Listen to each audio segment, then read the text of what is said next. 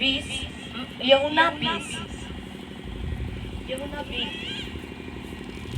जिनके पास नहीं बाइबल वो लेके आया करो बाइबल। इसमें लिखा यूहन्ना 20 में कि सप्ताह के पहले दिन मरियम मगदलीनी भोर को अंधेरा रहते ही कब्र पर आई और पत्थर को कब्र से हटा हुआ देखा। तब वह दौड़ी और शमौन पतरस और उस दूसरे चेलों के पास जिसे यीशु प्रेम रखता था आकर कहा, वह प्रभु को कब्र में से निकाल ले गए हैं और हम नहीं जानते कि उसे कहाँ रख दिया है। तब पतरस व दूसरे चेला निकल कर कब्र की ओर चले। वह दोनों साथ साथ दौड़ रहे थे, परंतु दूसरा चेला पतरस से आगे बढ़कर कब्र पर पहले पहुंचा और झुककर कपड़े पड़े देखे तो भी वह भीतर ना गया।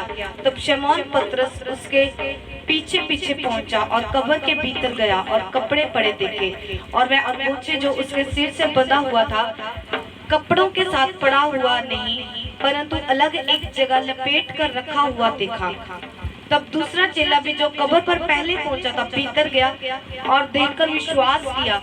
वह तो अब तक पवित्र शास्त्र की बात ना समझे थे कि उसे मरे हुए में से जी उठना होगा। तब चेले अपने घर लौट गए। हालेलुया। क्या लिखा इसमें कि सप्ताह के पहले दिन मतलब एतवार को क्या हुआ कि जब मरियम मगदलीनी जो प्रभु के साथ साथ रहती थी, जब वो कब्र पे गई जिस कब्र में यीशु मसीह को रखा गया, तो उन्होंने क्या देखा? कब्र खाली थी। हालेलुया। यीशु मसीह की कब्र क्या थी? वो खाली थी। वहां पे यीशु मसीह था नहीं।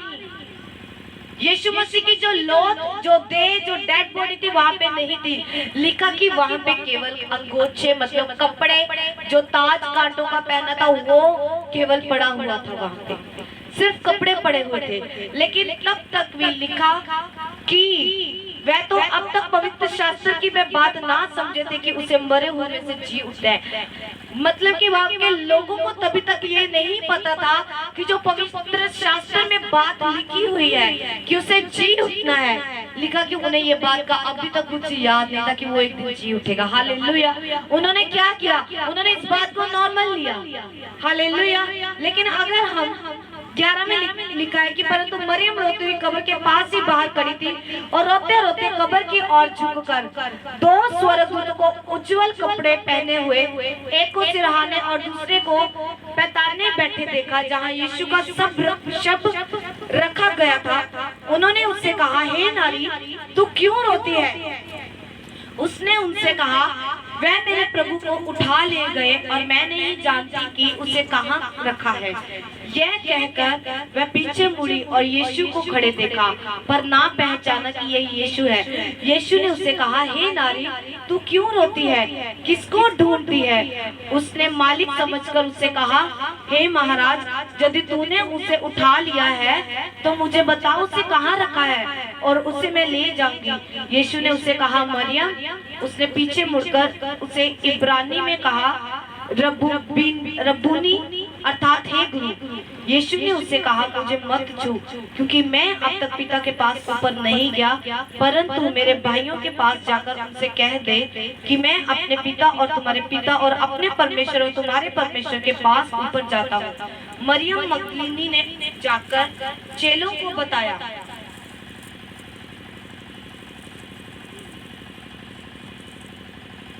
मैंने प्रभु को देखा और उसने मुझसे ये बातें कही।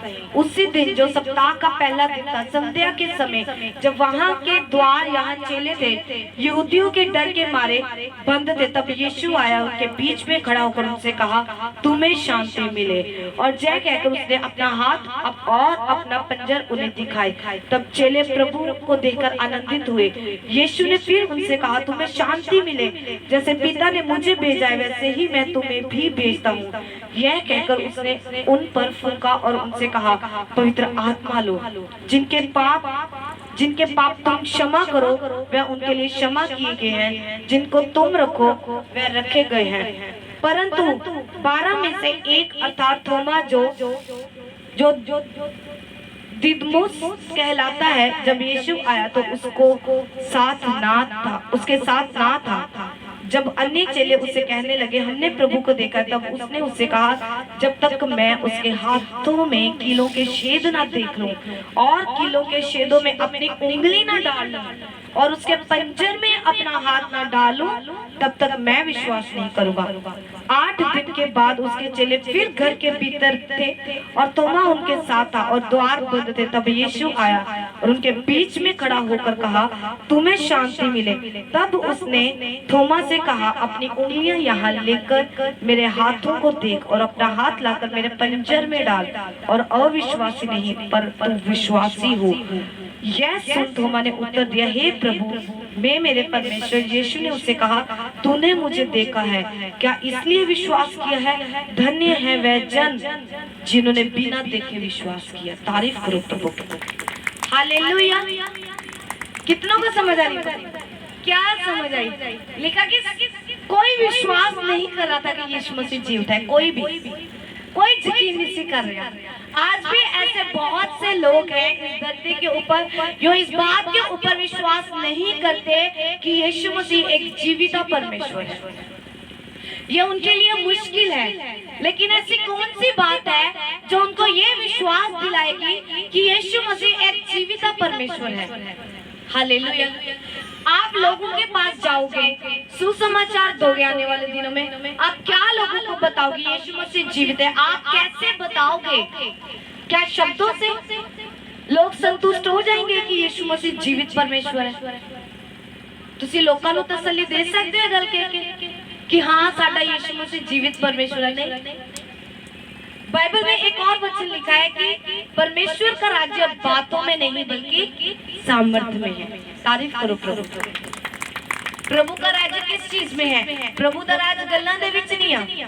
परमेश्वर का राज्य किस में है? प्रभु का राज्य सामर्थ्य में है। अगर आप प्रभु को लोगों के बीच में जी उठता हुआ दिखाना चाहते हो, जी उठा हुआ दिखाना चाहते हो, तो उसके लिए आपको सामर्थ्य से भरना पड़ेगा। हालेलुया।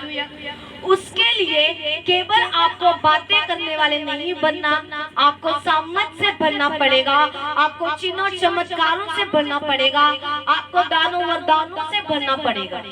जब अन्य जाति जो लोग ये कई लोग कहते हैं चिन्ह चमत्कार नहीं होने चाहिए, ये प्रभु की ओर से नहीं है। बहुत मसीह लोग इसके खिलाफ है, चमत्कारों के खिलाफ बहुत है। बहुत से आप देखोगे वो करोगे सिर्फ ग्रेस के उत्ते बोलो, अनुग्रह सैल्वेशन के उत्ते बोलो, उद्धार के विषय में प्रचार करो, चमत्कारों के विषय में मत करो प्रचार। लेकिन अगर लोगों के बीच में चमत्कार ना हुए, अगर लोगों के बीच में सामर्थ के काम ना नजर आए, दुष्ट आत्माएं ना निकली, लंगड़े ना चले, अंधे ना देखेंगे, तो लोग कैसे विश्वास करेंगे कि हमारा परमेश्वर जीवित परमेश्वर है कि नहीं? लोग कितना विश्वास करेंगे? बस वो नहीं करेंगे। इसीलिए आज अगर एक जरूरी है प्रभु के सामर्थ्य से भरना, उसका जरूरी है दानों वरदानों से भरना, उसका जरूरी है पवित्र आत्मा से फील्ड होना। हालेलुया। समझ आ रही कि नहीं आ रही? आप जाओ ऐसे चले जाओ लोगों के बीच में बोलो ये यीशु मसीह हमारा, वो नहीं। 50 विश्वास करेंगे, 100 लोग विश्वास नहीं करेंगे। लेकिन आप जब उनको इनवाइट करोगे चर्च में, जब चर्च में देखेंगे हाँ ये जन्म से लंगड़ा इंसान कभी नहीं चला, लेकिन चर्च में आके चल पड़ा, लोग करेंगे विश्वास? करेंगे, उनको करना पड़ेगा।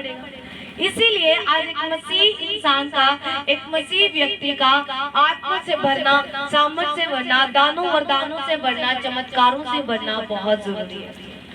जिन चर्चों में चमत्कार नहीं होते, जिन चर्चों में दान वरदान काम नहीं करते, वो एक पंजाबी का लोग फोके प्रचारक है, फोकियां चीजा ने, क्योंकि एक निशानी होगी, एक प्रभु के द्वारा खड़ा किया गया इंसान के साथ चमत्कार भी होंगे।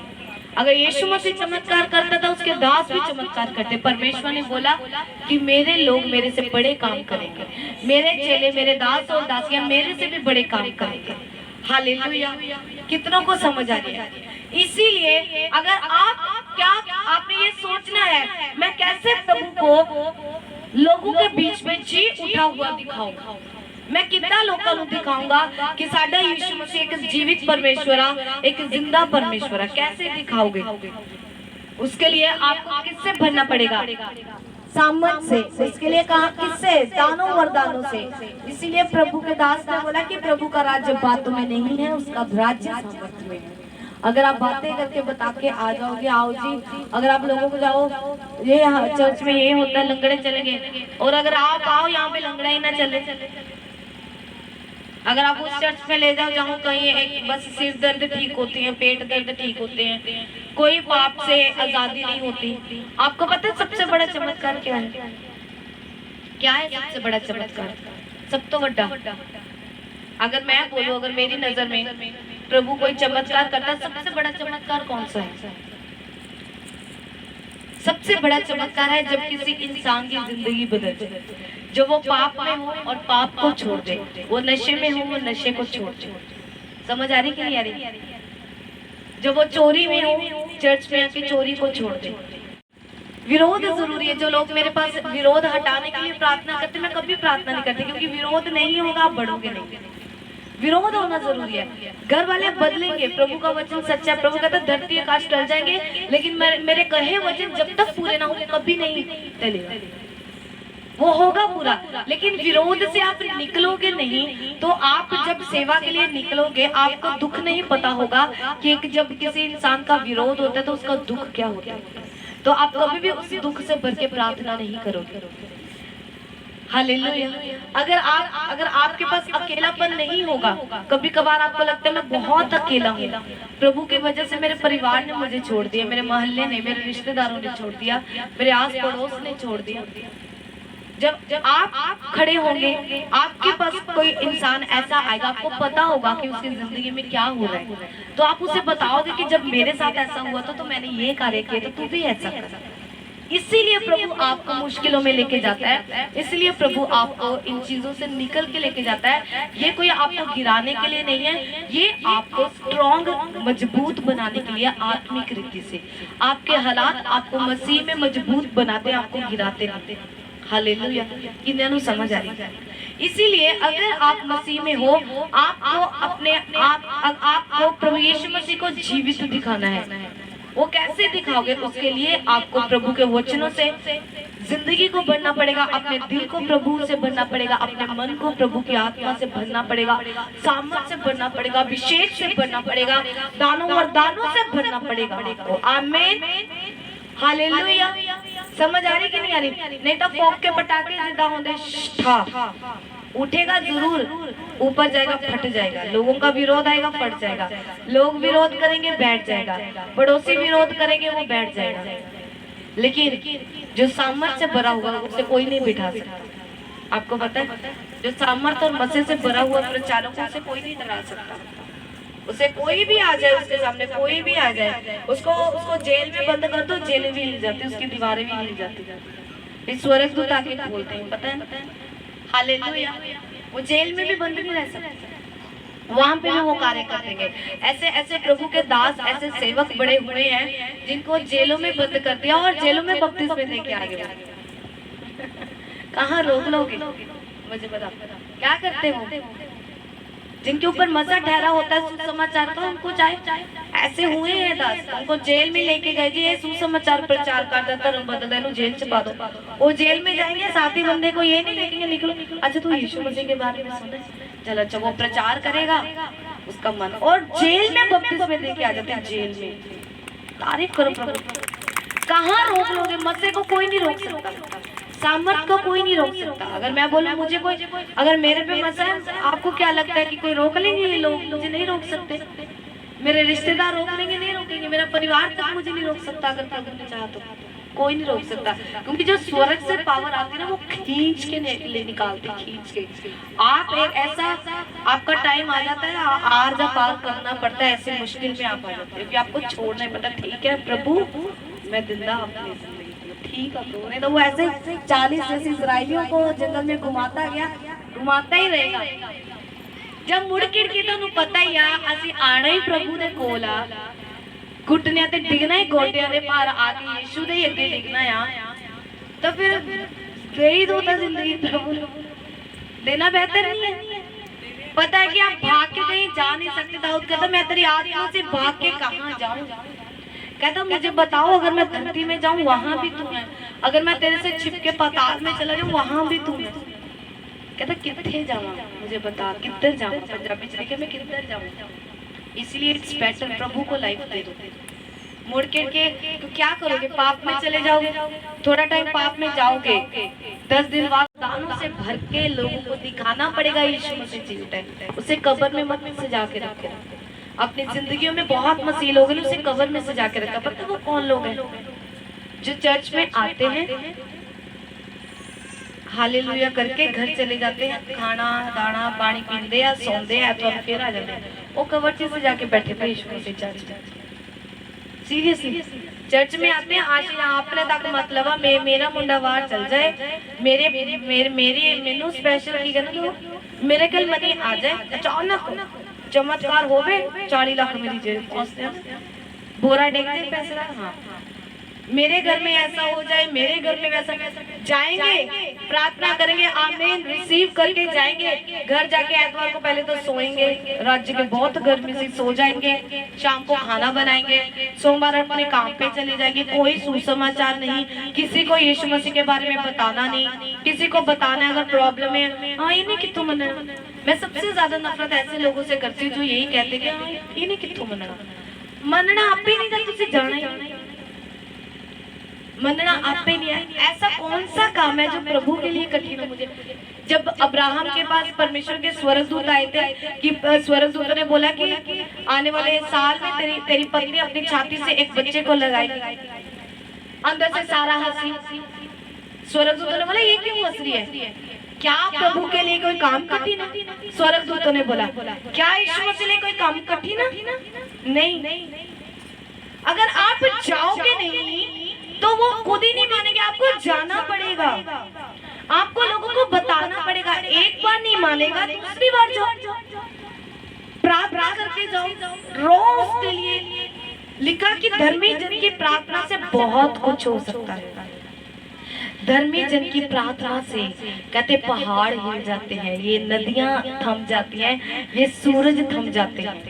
तारीफ करो प्रभु की।